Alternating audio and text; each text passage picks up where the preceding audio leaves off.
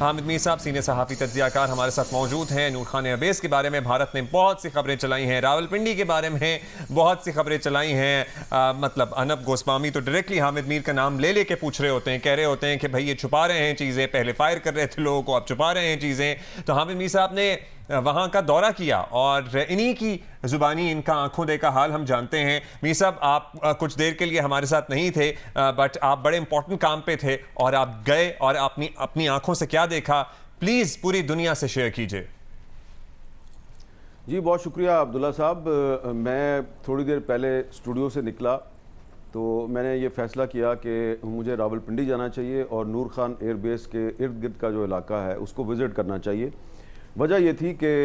جو ارنب گوسوامی ہیں انڈیا کے ریپبلک ٹی وی کے وہ اینکر ہیں, تو انہوں نے دوبارہ جو ہے وہ میرا نام لے کے اور جیو ٹی وی کا نام لے کے یہ کہا جی کہ پاکستان میں جناب بہت پابندیاں ہیں اور جیو ٹی وی جو ہے اس پر رپورٹ صحیح نہیں ہو رہی, اور حامد میر جو ہے وہ یہ کہہ رہا ہے جی اتنا نقصان نہیں ہوا نور خان ایئر بیس پہ. اور پھر ارنب گوسوامی نے دعویٰ کیا کہ نور خان ایئر بیس بھسم ہو گیا اور پنڈی شہر بالکل تباہ و برباد ہو گیا. تو پھر میں نکلا جی یہاں سے اور فیض آباد کے راستے سے میں مری روڈ پہ گیا. مری روڈ سے پھر میں جو ایک راستہ اندر سے شہر کے اندر سے نور خان ایئر بیس کی طرف جاتا ہے, تو وہاں سے میں نور خان ایئر بیس کی طرف گیا اور پورا نور خان ایئر بیس جو ہے اس کو کراس کر کے پھر میں دوبارہ جو ہے وہ پرانا ایئرپورٹ روڈ جو ہے اس پہ گیا. وہاں سے پھر میں دوبارہ گھوم کے چکرالہ اسکیم 3 کی طرف گیا, امار چوک سے گھوم کے واپس آیا, پھر نور خان ایئر بیس اور پرانا جو اسلام آباد ایئرپورٹ ہے اس کو دیکھا اور ایوری تھنگ واز نارمل, ہر چیز نارمل تھی, معمول کی ٹریفک چل رہی تھی. اٹیک ضرور کیا انڈیا نے, کل رات کو اٹیک ہوا, لوگ کہہ رہے تھے کہ واقعی اٹیک ہوا ہے, لیکن اس اٹیک سے جو تباہی ہوئی ہے وہ اس کا میگنیچیوڈ اتنا زیادہ نہیں ہے جو کہ انڈین میڈیا جو ہے وہ دکھا رہا ہے اور جھوٹ بول کے دکھا رہا ہے. اور وہاں پہ معمول کی ٹریفک چل رہی تھی, موٹر سائیکلیں چل رہی تھی, رکشے چل رہے تھے, ٹریفک آ جا رہے, کوئی مجھے وہاں پہ ناکہ بھی نظر نہیں آیا. جو ارنب گوسوامی نے کہا نا کہ پاکستانی میڈیا کو روک دیا گیا ہے, کوئی رپورٹ نہ کرو کوئی چیز, تو میں نے وہاں پہ اس کو ویڈیو بھی بنائی, وہاں پہ جو بھی صورتحال تھی مجھے کسی نے نہیں روکا. تو یہ صرف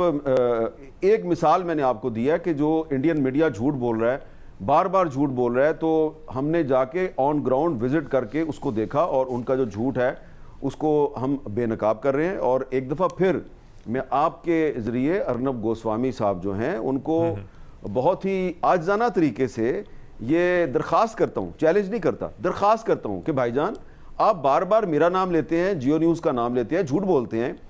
کبھی تو اپنے کسی دعوے کو سچ ثابت کرنے کے لیے کوئی ایویڈنس پیش کر دیں. میں نے اب آپ کو غلط ثابت کرنے کے لیے میں نے ایویڈنس پیش کیا ہے. میں گیا وہاں پہ راولپنڈی نور خان ایئر بیس کے ارد گرد گھومتا رہا, مجھے کسی نے نہیں روکا. میں نے اس کی ویڈیو فلم بنائی, وہ کلپ جو ہے وہ میں نے سوشل میڈیا پہ بھی شیئر کر دیا ہے. ہو سکتا ہے وہ آپ کو بھی جی ہمارے یہاں بھی چل رہا ہے وہ ساتھ ساتھ آپ کی گفتگو کے, تو وہ آپ کی بھی اسکرین پہ اگر چل رہا ہے تو آپ ثابت کریں نا. اب آپ ثابت کریں کہ آپ نے جو پہلے دعویٰ کیا تھا کہ میں نے اپنے کوئی 3-4 کولیگز جو ہیں ان کو نوکری سے نکلوا دیا ہے, نہ تو آپ اس کو صحیح ثابت کر سکے, نہ ہی اب آپ اس دعوے کو صحیح ثابت کر سکتے ہیں. تو آپ بار بار غلط ثابت ہو رہے ہیں, تو اب کوئی تیسرا جھوٹ نہ بولیے گا, ورنہ پھر اگر آپ تیسرا جھوٹ بولیں گے میں پھر آپ کو غلط ثابت کروں گا, میری ہیٹرک ہو جائے گی آپ کے خلاف. تو بہتر یہ ہے کہ اب آپ خاموشی اختیار کریں اور آپ کے ہوش و حواس پہ حامد میر اور جیو نیوز سوار ہے,